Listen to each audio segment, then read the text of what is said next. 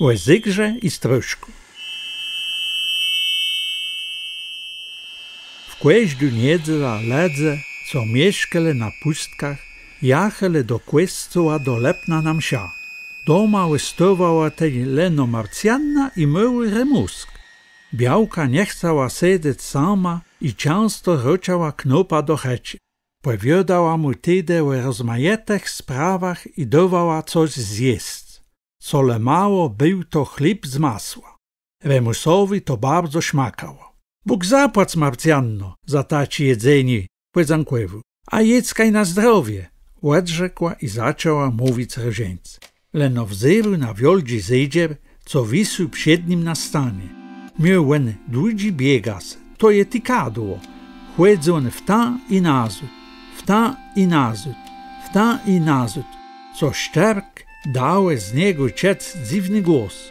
Remusowi so zdawało, że to je taci zwek, jakby zejdzier coś połykał. Oblizył so palce od masła i zapytał to Marcjanna. Powiedzcie mi, co ten zejdzier połyko? Wen połyko cias, odpowiedziała mu Białka. Knop zezrzył się śros na zejdzier.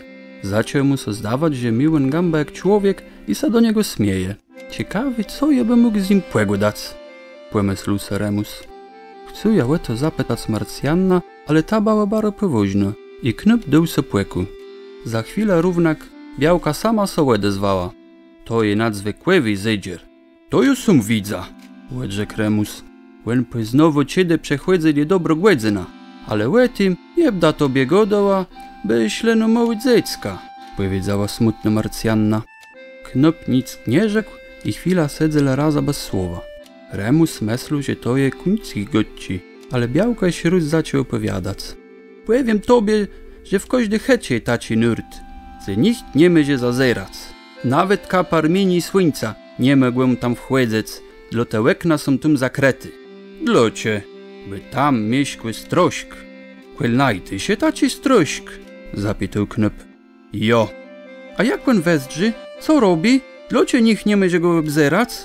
Marcjanna równak nie odpowiedziała na te pytania. Przeżegnała się i dała Remusowi 7 śteczk chleba.